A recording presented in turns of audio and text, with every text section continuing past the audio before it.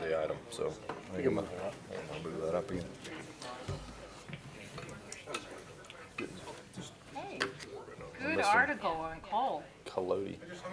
You have to be so proud. It was a great article in the sports section. Yeah. Jack's retirement plan.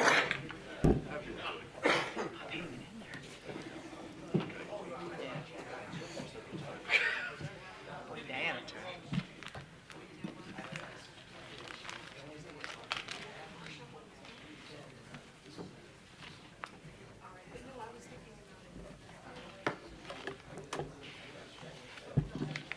All right.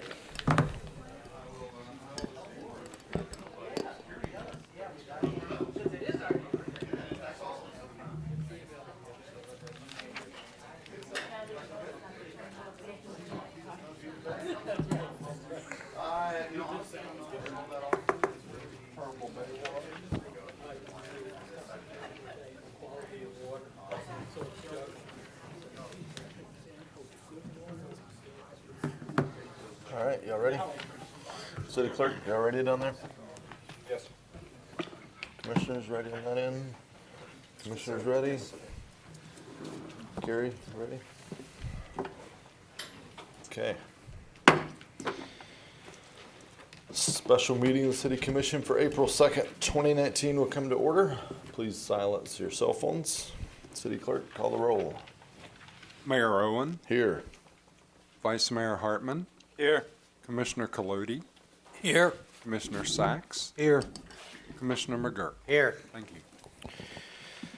Just like the last special meeting, I would observe that public participation is again at the end of the meeting. Would the commission have any objections to moving that prior to this and moving it up to the beginning of the meeting? No objections. Hearing none. We'll now open the public participation. 3-minute time limit.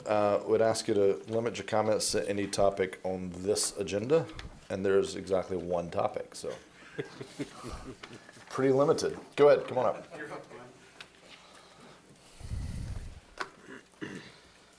For the record, my name is Glenn Storch, and I represent a number of projects ongoing, and I will tell you what I always tell my clients: play by the rules of the game, play the cards that you're dealt with. And so that's what we try to do.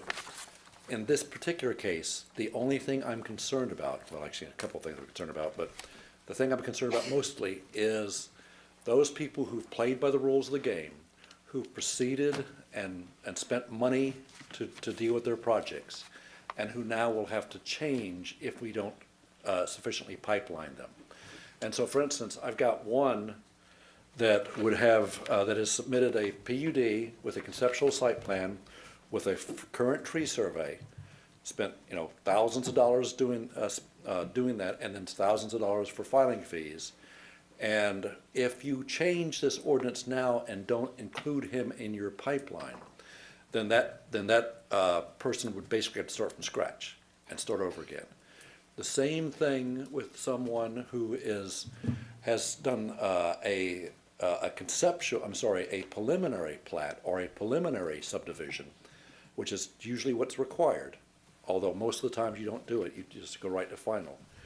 And has done the same thing, has provided the tree ordinances, have provided all the lots and everything else, and then would, if you change this, you do not vest him, he has to start over again.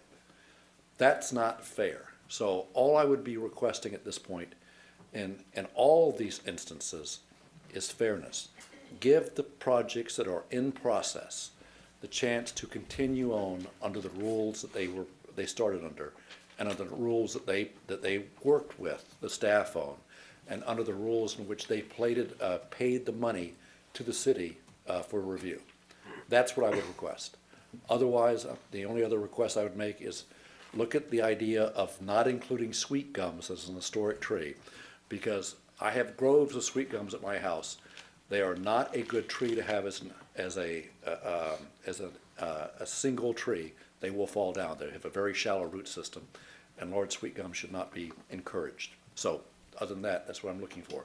What I'm really looking for, and I notice my time, is to find a way of vesting the existing project. There's only a few, but we need to find those ways, because otherwise that will be an undue financial burden on those folks. Thanks. Thank you.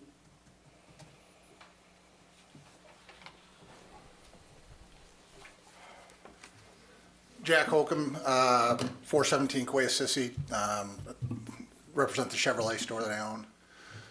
Obviously, that's one of the projects he's referring to. Let me kind of walk you through the delay in time and how this works. You remember you had your moratorium, and if you go look at my plan, you'll see where we've adhered to your new ordinances. So we come out of that in October, I think is what it was. You start working on the new plans, new ordinances in November. You're not getting anything done in December. We work with our engineers, legal. We get into it. I cut my check, I think, for the submittal on the 5th of February. So I didn't kick around or wait, but I waited for the moratorium. You gave me new ordinances. I waited. If you got to get things done, I come in, trying to play by the rules, and I'm all set. I'm going to walk in here. I don't need a variance, and obviously the last two dealerships, we know what those were like. So we're going to have zero variances. This is a 20-year. I'm coming up on my 20th year in business in the community. I'm expanding my businesses. So all I'm asking, when we talk about fairness, I didn't wait around. I didn't drag my feet. I've been trying to buy this for a while, but I wasn't going to buy it, design it, wait for your moratorium, redesign it. And Glenn speaks to thousands. It's thousands of dollars.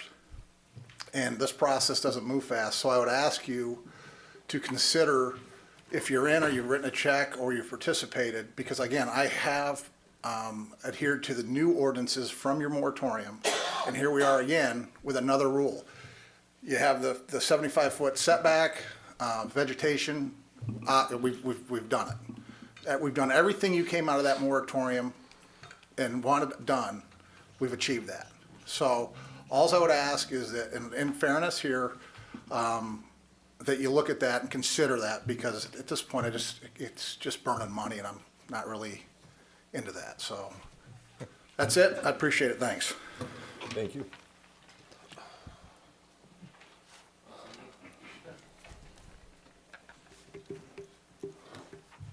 Scott Steger, 120 Flagler Avenue, Exit Real Estate Property Solutions. I'm also the chair of the Legislative Committee for the Board of Realtors. And let me start by saying what a great job you guys are doing. No, I appreciate that. Mayor Owen and I had a little joke outside. I understand what you're trying to do here. Nobody's jumping up and down and saying, let's cut down a couple of trees and make this stuff go away. We want to have a beautiful town. I sell real estate here. I want to make sure that people want to move here. It's very important. We're also very careful to make sure that property rights are protected. And one of the things that I looked at that I still have a challenge with, I spoke with Brian about this a little bit outside, we've removed the language on lines 138 to 143 that basically say, if a big tree is about to fall on my house, I have the right to cut it down. And if it's 36 inches in diameter or more, it looks like I have to come in for a quasi-judicial hearing so that you guys can decide whether or not the tree can come down. In the meantime, it may very well be down on my home. Now, I just want you guys to be thinking about the removal of language like that gives me as a property owner the right to protect myself, my dwelling, my property, my family. And just be careful as you're pulling language out that you don't limit my ability to be protected. And then what are the penalties if I do cut this tree down before it falls on my house? So I just want to be clear on what those answers are as we go forward. And I still have a little bit of a challenge with the 4 potential reasons for cutting a tree down. And I just like to make sure that there's some clarity on that as you go forward, that you're making sure that it's easy for someone to understand if I'm selling somebody a piece of property, what is another feasible alternative. If someone wants to put a pool in behind their home, there's 2 24-inch trees right behind the house, but they could build the pool 50 feet away from the home. Is it feasible to build the pool 50 feet away from the home? And what does that do? Does it detract from the value of my property? I just want you guys to be thinking about the long-lasting impacts of some of these ordinances, and I really do mean thank you for everything you do. I would not want to be sitting behind the dais like you guys do several times a week. So thanks very much. Thank you.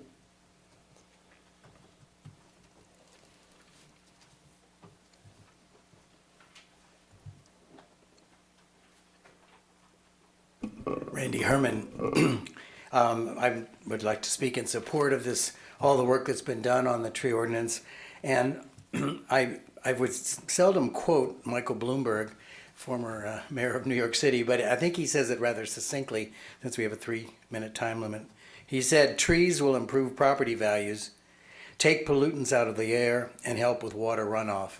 It seems to me that's the spirit of this ordinance, and I think it's not, I hope it's the spirit of it is not pitting us against development and not development, pitting us against sort of tree huggers versus clear cutting.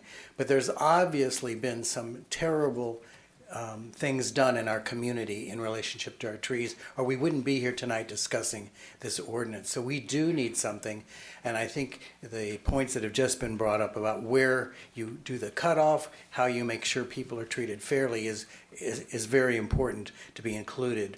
But I do believe that as a city, we have to take a stand at this point, because if not, what we have seen happen will continue. So I hope the spirit of this ordinance is one that will actually bring people together to come up with solutions that keep us as a tree city. Thank you. Thank you. Any others who would like to speak? Yes, sir.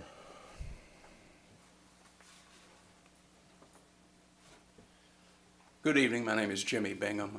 In listening to the previous presentations, I can tell you that Dunkin' Donut, we had a lady go up to order some coffee and donut in the morning on the way to work, and a tree fell through her windshield.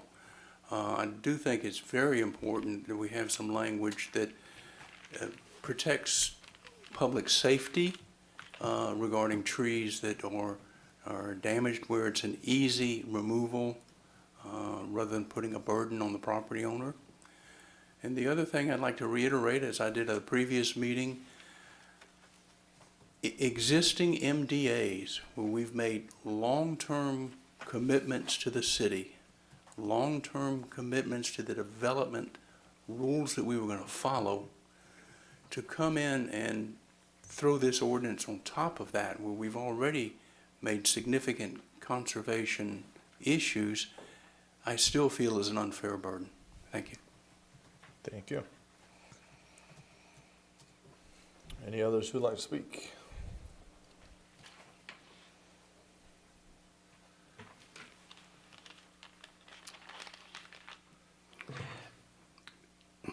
My name is Bill Mead. I live at 19 Potter Lane. I'm representing the New Smyrna Residents Coalition. Once again, we express our full support for the tree ordinance on today's agenda. The coalition has conducted surveys on conventional issues over the past years. We did not do so for the tree ordinance, as our email box has been full of spontaneous and enthusiastic support for its passage. The coalition has elected not to take the commission's time for our members to speak against the multiple benefits of strengthening tree ordinance will bring to our city. So I stand here for the dozens of our members who have indicated their support for the passage, rather than asking them to come to this meeting and take your time to repeat our position. In fact, as commissioners active within our community on a regular basis, you know from your own feedback, as do we from our site activity, that this is one of the most popular ordinances that the city has written as of late. Permit me in closing to make an observation on property rights. A heavy tree canopy has been one of the city's most defining characteristics for centuries. We have been known, even on a national scale, as a tree city. Anyone who has invested in property in this community became committed on purchase to this tree canopy as a common right. Everyone's property values are higher because of the physical features in addition to the healthy environmental benefits. Since all trees within city limits contribute to the common good and property values, it follows that tree cutting to ensure that common good remains is responsibility of the city government, especially our elected commissioners. Please vote for 0919. Thank you. Thank you, Bill.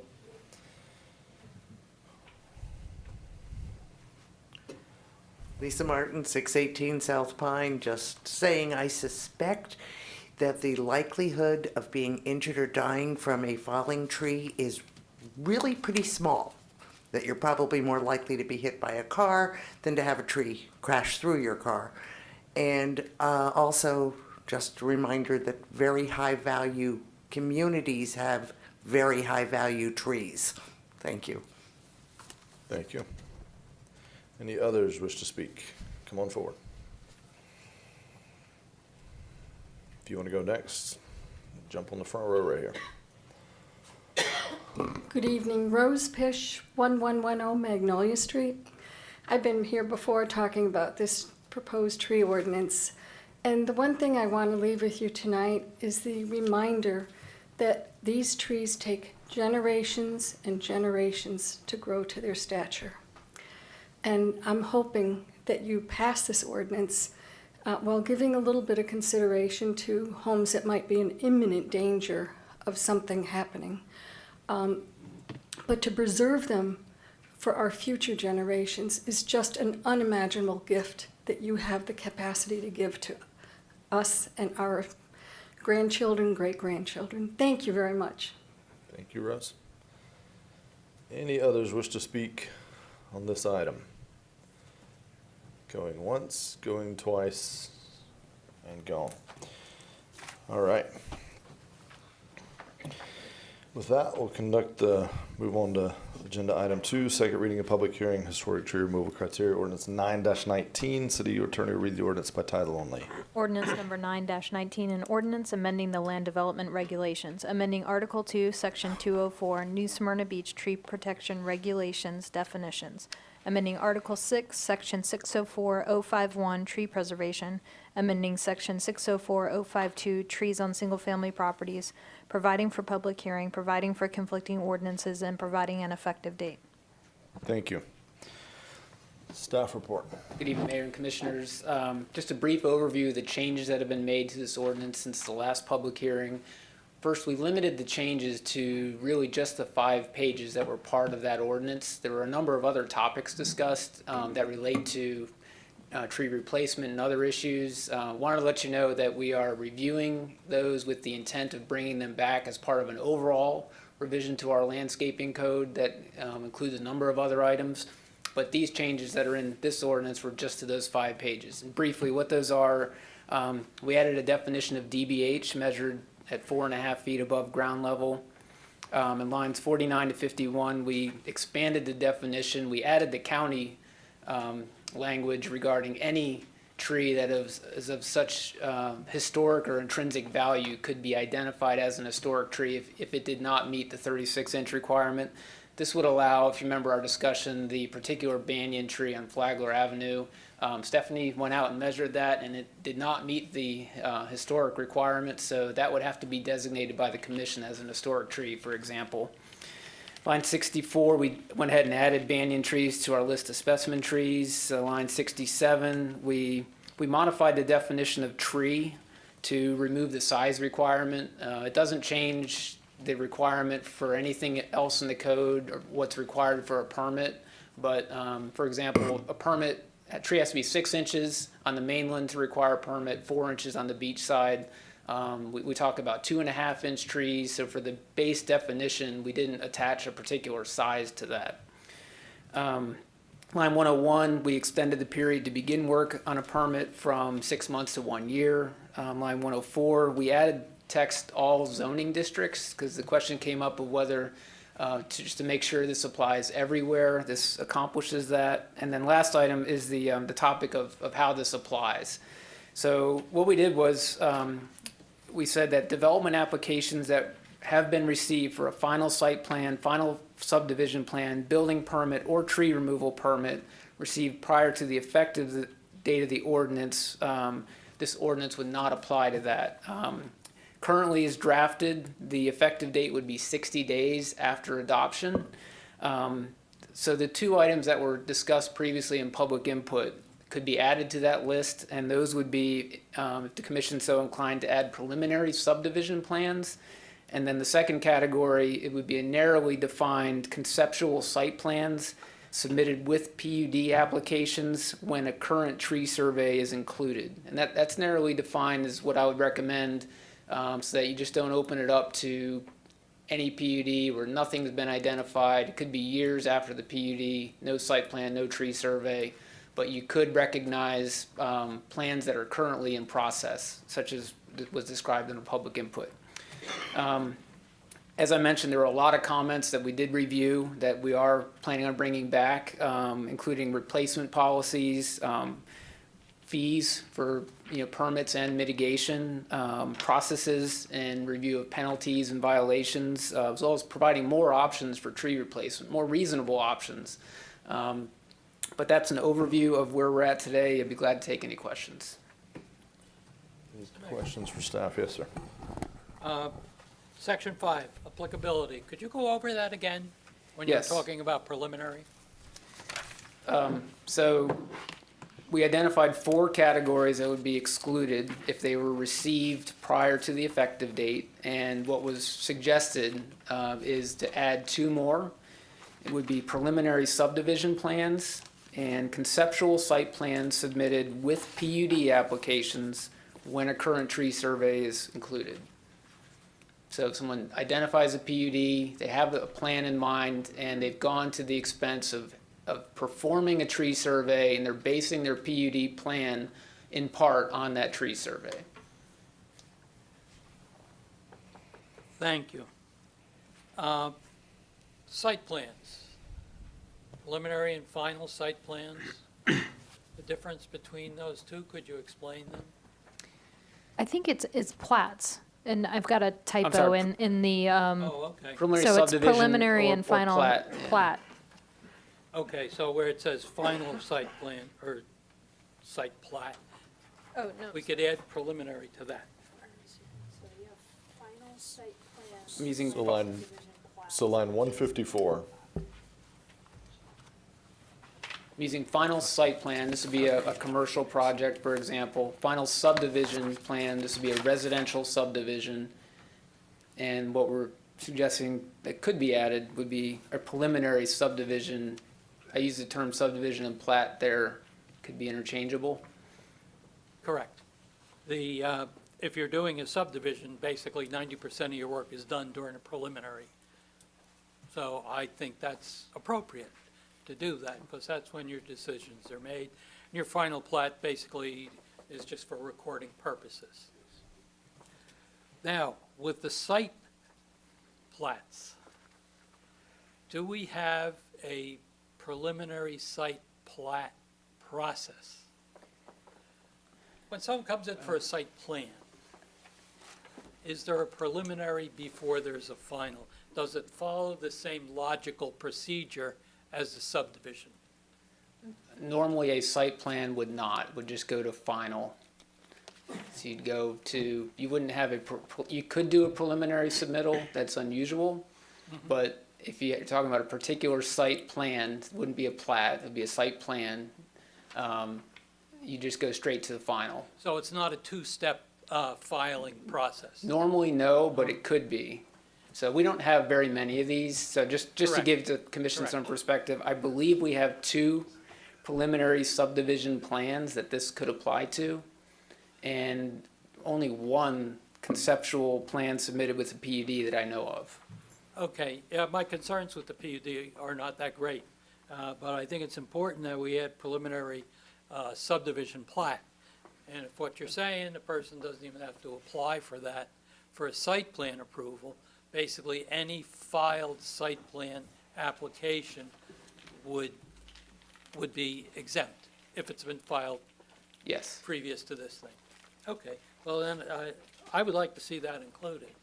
And I really appreciate your comments on the rest of the land development regulations, because some of the items I had brought up really do belong there. And one of the features that I like about that is on the fee schedule. I think the fee schedule should really be reduced for the single-family residents. Because often the tree's important, they really like the tree, but if it's damaged, they want to take it down. They shouldn't have to pay a fortune for that, so, but that's the next step. Yes. Thank you. Any other questions for staff? Commissioner Yeah.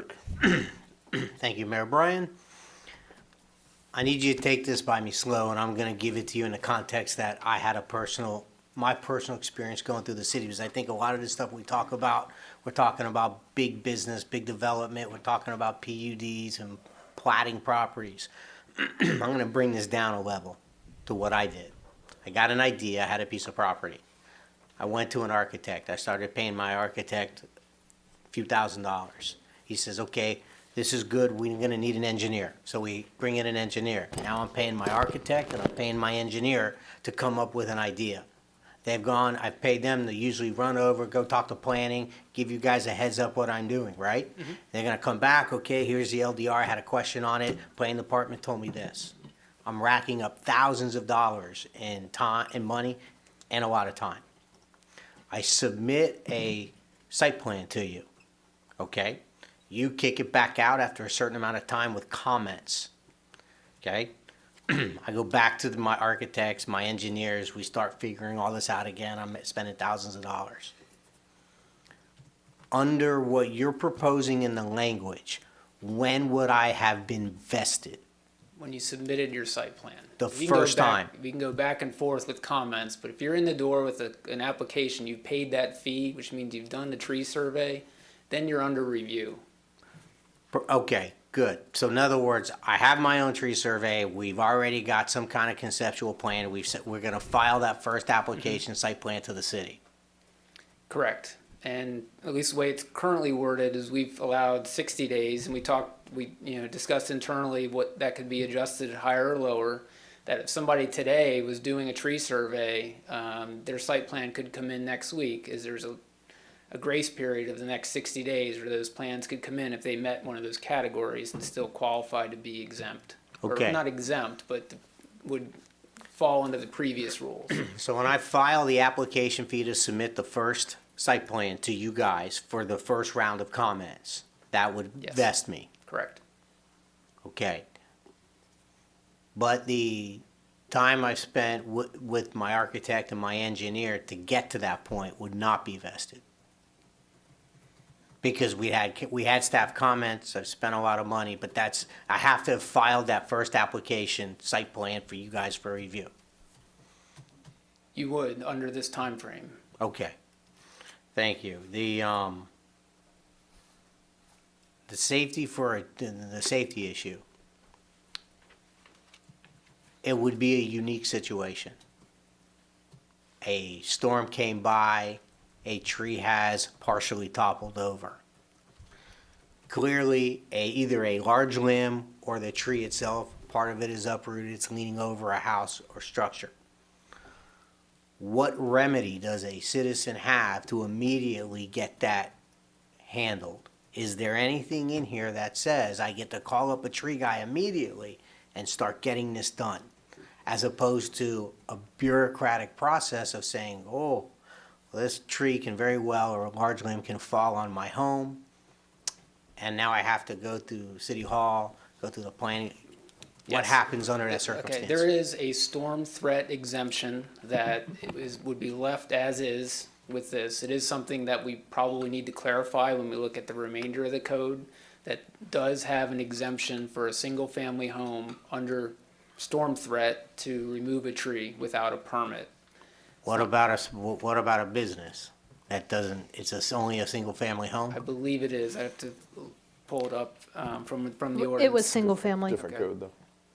Single family. So that would be very unusual if you had an historic tree, this is 36 inches or larger, that couldn't wait until the next meeting. I have not seen that circumstance occur. I don't deny that it could occur, though. Well, we're talking about a tree in 24 inches in diameter. That would be staff level. You could come in, say it's an emergency, I need this, we could get you your permit that day. You're telling me I can have a storm partially topple a tree over my home, and I can pop into City Hall or Planning Department, and they're gonna be like, oh, absolutely, we're gonna accommodate your emergency. We will do if an emergency situation with a tree bearing down on a house, we would absolutely do our best to issue it that day. So I'm an average citizen, I don't know anything about City Hall rules, I'm gonna call up a tree guy, and I'm gonna say, look, we need this cut. And is he gonna know what to do? He would show up to the planning department, would he even know how to handle that? Most of the tree contractors are familiar with what they have to do to come in and get a permit. We are, in my opinion, needing to do some additional outreach regarding tree removal and permits, separate topic. But if you had an emergency, and I think any emergency, not just tree, is we would do our best to respond with the appropriate permits. Okay, what about the ability for a homeowner to document what's happening by photography and video? You know, in other words, the problem is a lot of this will sound good, but when there's a problem, all of a sudden everybody's like, not me.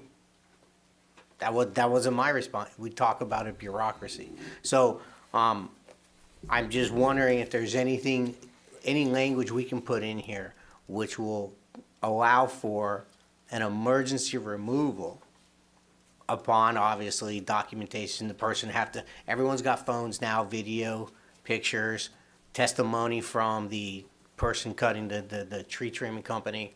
And obviously, I would want that over any structure, not just a personal residence.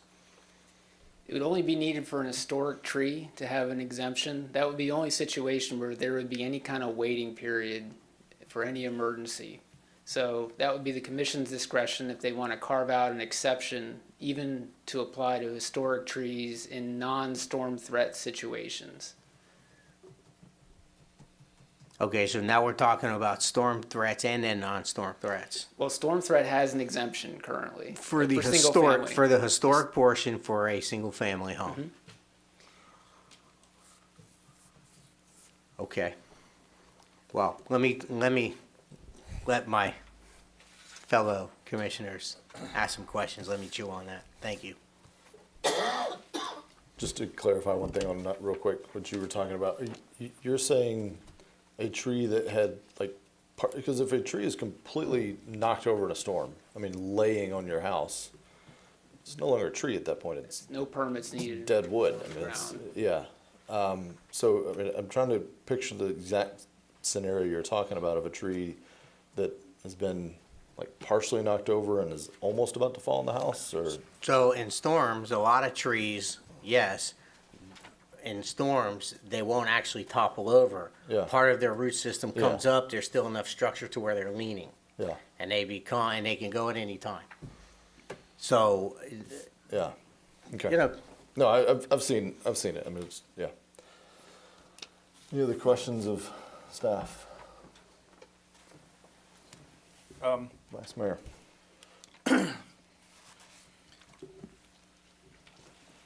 I kind of agree with the eliminating the sweet gums. I've got several of them in my yard, and 3 of them out of the 6 or 8 toppled during the last 2 hurricanes. They snapped off at the top, they came up, and sitting over my front door was a 20 or 30-foot section of this tree that anybody walked through my front yard at any time could have been injured. It took a while to get a tree guy out there. I don't know where you're going to find somebody in a couple of days after a hurricane. The permit may good be luck with easier that, than the whether tree you have guy. a permit or not, but good luck with that one. Is that just because it was on the list before, or? We left it on the list. It's on the county's list and many others. In residential situations, a lot of folks don't like the gumballs, the shallow root base system. However, in other areas, I mean, they can grow very tall, large, and be a good shade tree. I believe that's why they're on the list. Until they snap. Those could be removed, though. That, again, commission's call. No, I have 2 that are over 24. They're just topped, but they're still growing, so. The other question I had was, I also would support the language with the preliminary plat or the subdivision review. I think that's a good compromise that takes care of those people that are already in the process and that are already gone through the expense and the time to at least start the process. So I would be in favor of that. The other question I had was in, let me see what line it is. On line number 87, it references a tree 6 inches in trunk diameter or at 4 feet above the ground. I thought we were going to try to eliminate that language and stick with DBH throughout all of our tree ordinances? Correct, we can add that change in, we missed that one. Yeah. Just, Should you be know, 4.5. Yeah, some That's correct. consistency as to where we're measuring from all the time, same So- language, so not to confuse. Same on line 90 as well, Brian. Yeah, line 90, Yes, and it should be at 4.5 feet above ground level. right. Yeah. So if we could just stick with the DBH, it's already in the definitions, we know where it's at 4.5 feet.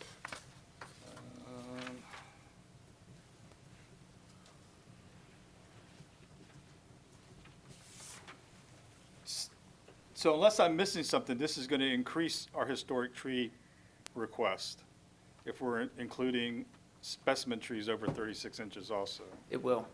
Okay. In regards to our replacement policy, you said it's going to be an additional LDRs. How long do you think that's going to be? We are already working on a draft of that. Less than 60 days? We could bring it back in less than 60 days. I think that, Go ahead. No, I'm just kind of calculating it'd be May, P and Z. maybe the target, Would be the the June earliest, P and Z June would P be and Z, kind of so we the- may yeah, be that outside of definitely would be 60 the- days. My problem is if this is going to go in effect in 60 days, effective date, and yet we don't know what the ramifications are going to be for replacement, mitigation, et cetera. I'd like to deal with those before this actually would take effect, so it's a done deal, you know, the Okay. whole process. So whether we need to make it 90 days or what, you know, just food for thought for my fellow commissioners. What about making the effective date upon the adoption of the new replacement criteria? Anyway, just a thought. We could bring back replacement criteria very quickly. What we were looking at is more of a comprehensive review of really looking at the entire tree, not just replacement, but the list of species and the requirements, with the goal of making it more efficient, more favorable, more reasonable to homeowners, and things of that nature. But if it's just replacement, that could come back very soon. Okay. You answered that one. Does this additional language that we're going to add in, does it satisfy the gentleman about the MDAs? If he's included a tree survey in that MDA, or? On some MDAs, yes, it includes a conceptual site plan and a current tree survey. Okay. Then they would be in. All right.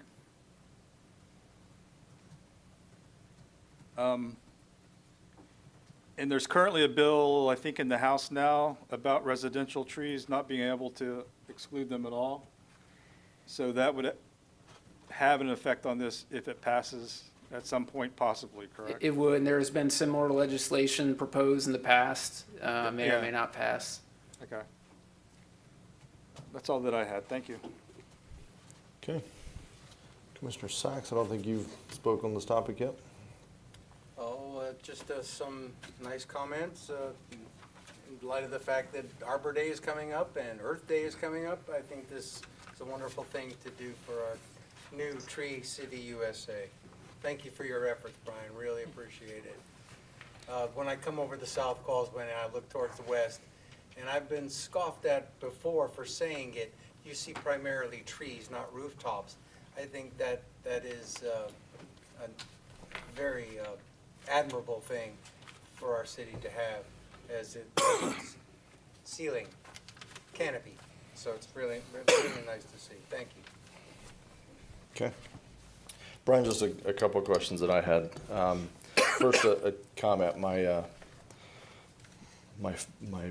grandmother used to say a lot of work doesn't get done waiting on the rain. So I feel like we've got to just start doing some things. I'm all about getting as much done as possible, as quickly as possible, but I worry if we wait on getting the next thing perfect that this may impact, and then we wait on to see if the state passes what they passed, and then we wait on it's like eventually we haven't actually done anything and we're 6 months down the road. So I concur. I think the other changes we're talking about are important. I think probably the most important are the ratios. I mean, some of the numbers that I've seen, requirements is just astronomical, it seems like to me. So I'm anxious to have that discussion with the commission. So I think maybe escalating that part, maybe that can be done within the 60-day time frame or very close thereafter.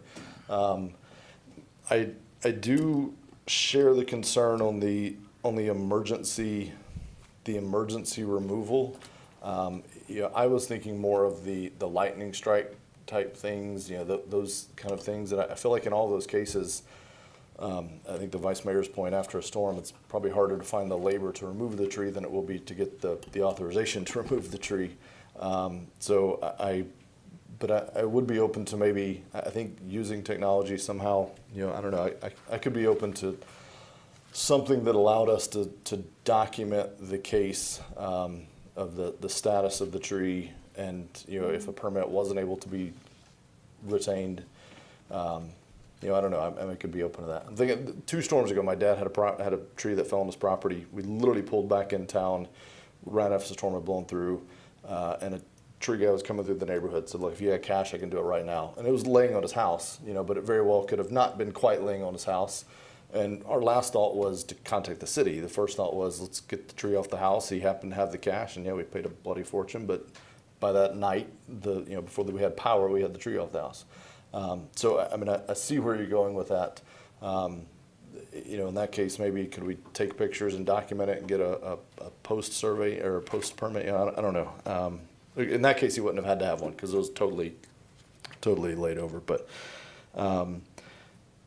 I agree on the sweet gum. Not a huge fan. I think they're dangerous trees. in many cases, I've had many of them on property, and just not a fan of them. They grow really, really quickly, and they provide a ton of shade until the wind blows, and then they provide projectiles. So, a question for you on the 2 different things. It was kind of the preliminary subdivision plan, which I get. And then there's this other notion that I think applies to the one gentleman's property, the conceptual site plan with the current tree survey. Preliminary subdivision plan, I get, that is a process. You couldn't walk out of here, start today, and 60 days from now have a legitimate product. So we're not opening up the aperture of this. There's no risk of this bum rush of poor quality things kind of pushing through. In your opinion, does the same apply over here? A conceptual site plan and a tree survey sounds like an easier hurdle. I get in his case, he's there. I mean, I'm not saying for him. I'm just trying to make sure we don't open the aperture and all of a sudden a ton of products just kind of, hey, we've got a concept in. It's nowhere near what we're actually going to do, but we started it just to kind of get grandfathered in. I just want to make sure we don't open up the aperture for that. I don't believe you will. Number one, it's a PUD application has to be submitted, and it's pretty expensive to even just submit that application, and you'd have to perform the tree survey. Very unlikely we would get a flood of those specific applications in the next 60 to 90 days. Okay. All right. So that's covered? I'm not sure I understood the So basically the two things that he recommended, I was just clarifying, there were 2 different things he recommended adding to what we've already done as kind of we'll call it the grandfathered provision.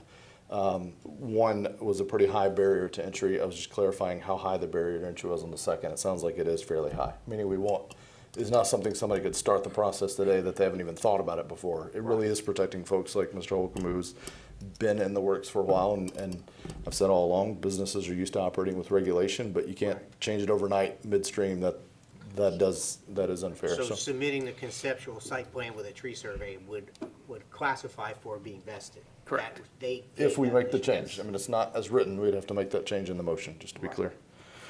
And then last thing, you line 67 and 68, I know you explained this. We're taking this criteria out. You said it actually doesn't change it, but just run that one by me again. So this is just the generic definition of a tree. Okay. So we just looked at matching it with the ISA generic definition. That was it. Okay. Got it. Okay. So in summary, I'm good with it as written. I I don't think we should wait. I think we should leave the effective day 60 day. I think we should ask staff to escalate all the other things that we're trying to do in coordination with this, but leaving it as written with the exception of the two things that staff suggested, the preliminary subdivision plan and the conceptual site plan with a current tree survey. And I would also love to see sweet gum removed. Is that as a historic and specimen or just historic? If it's a specimen, it gets to 36, it's historic. Which they get to 36 overnight almost. Well, I know, but what I'm saying is, are we just gonna exempt it from the historic provision or from the specimen also? I'd say, I don't, From, because it's under specimen trees, so. so it will grow to historic, yeah, so we'd have to eliminate it from the specimen tree. Okay, I just wanted clarification. Thank you. Yeah, from the list. I mean, We'd there's only one be list. deleting sweet gum, and we would be, if it remains, adding banyan tree to our specimen list. Yeah, I forgot to ask on the banyan, is that, do we have to have it on the specimen list if we take the provision on line 5051 where the commission can designate, is that for any specimen or does it have to be on the specimen It list? doesn't have to be on the specimen list to be designated historic. Is banyan, this is not an area of expertise maybe for you, but is banyan considered, I don't think it's a native species, is it an invasive species or does anyone I know? don't believe it's invasive. Yeah. Stephanie's here. or- Does Stephanie know? There are multiple. Yeah. There are different types of banyans. Some are invasive, some are not. That's what I thought, I guess, yeah. It's a ficus, right? Yes, it's This a type one's of ficus. Ficus binglanensis. And as to that banyan on Flagler, I'm not sure the exact Yeah. species of it. I agree that one should be protected. I could go either way on adding it to our specimen tree list. I'd maybe prefer to just designate that one in accordance with the provisions provided. You know, I don't, if all the banyans look like that, I don't know if they're gonna grow that. I don't know how they grow. Anyway, that's all that I had. There's actually a public hearing portion of this, which I just realized after I called for public participation. So I'd ask if there's any members of the public that would like to be heard from. If you've already spoken, we have heard you. Seeing none, we'll close the public hearing. Thank you. Mr. Mayor, Yes. I will make a motion. Make a motion, we approve the ordinance with the two changes mentioned by our representative out there, Mr. Brian Fields, that they be included. Personally, I don't see why we should take the sweet gums out. I know they're an annoying tree, I lived under them also, but they are really nice trees, especially in the fall. That's my motion. Well, I'll second for discussion. We Okay. got like 1, 2, 3, 4, 5, 6 possible options. I think we discussed, although you don't want to take the sweet gums out, were we gonna add preliminary plat approval for that? That was the two That things was, he added. those were the two was in the mo- recommendations that's in from the motion. Mr. Fields. Okay, what's the other one? The preliminary subdivision plan and the conceptual site plan with a current tree survey. For PUDs. Okay, So basically, it's a motion to approve as presented with those two changes, is what I One heard. question. Mr. Mayor, we also had the changes minor changes to lines 84 to 90 on the DBH. The DBH, yeah, I was gonna go back and add that. That's coming, right. Yeah, okay. And then we have whether or not, what was the, Mayor, the designation of the ficus? Well, I guess your motion He is made the not motion, yeah. taking that. Motion is as the ordinance is written, with this very small change. I didn't think I had to mention that. So just to clarify, gentleman's motion was as written, adding those two provisions from staff and the two Scribner error changes. And Correct. Leaving the sweet gum? My He did not preference, address yes. sweet gum, yeah. And we had a second for discussion. Mr. Mayor, Yes. before we take the vote, I do want to disclose that I did speak with Glenn Storch on this subject. You don't have to, it's not a judiciary. You don't have to Okay. disclose it. We appreciate your honesty. I just agreed with him on the sweet gum. I don't I know. know that. I don't know how often we'll agree, Glenn, but this time we. I also like a provision in there if possible, Commissioner Colodi, about about some kind of emergency, removal in the event of a storm or lightning strike where the person can document by photography or video. I don't think we have to add that to this motion. I know we have a definition on the storm damage that's going to be looked at, and I think that's where we should handle that properly. I agree completely, there's got to be something in there, but I don't think it has to be in this particular section. Okay. Would you put the sweet gum back in your motion? Take it out of your motion, really, so. Take it out, Is that a- if the seconder agrees. I'll second that amendment. All right, so we have amendment to the motion in a second to all the same provisions as before, removing the sweet gum from the specimen list. Any other discussion on the motion, or any other discussion on the item?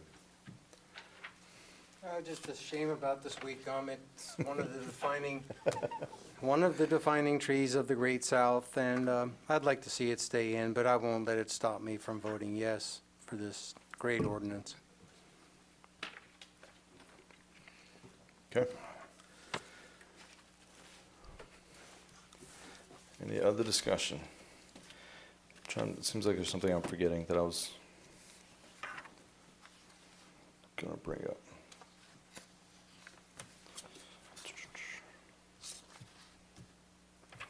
Okay. No other discussion? City Clerk?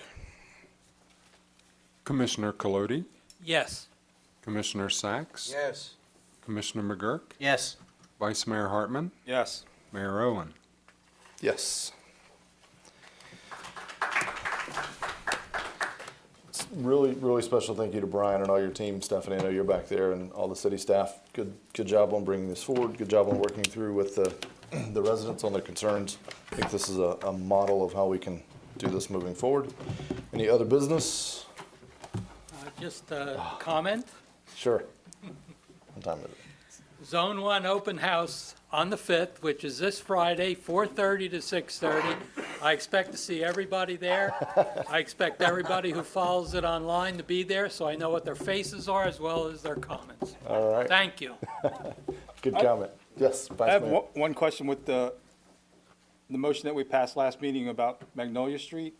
Someone brought up the fact to me that it was part of old US 1, and would that, what we did, have any effect with the DOT? Would they still have jurisdiction over it, or would it cause any issues? It doesn't, but we have an issue that it's two of the property corners at Third and Magnolia. We have approached them about the stop sign, and they are extremely upset. So they might be at your meeting on the 9th, so just expect that. I think they talked to Commissioner Sacks and Commissioner McGurk. Okay. Any other business? Hearing none. It's adjourned. Good job. Thank you. Good job, Jay.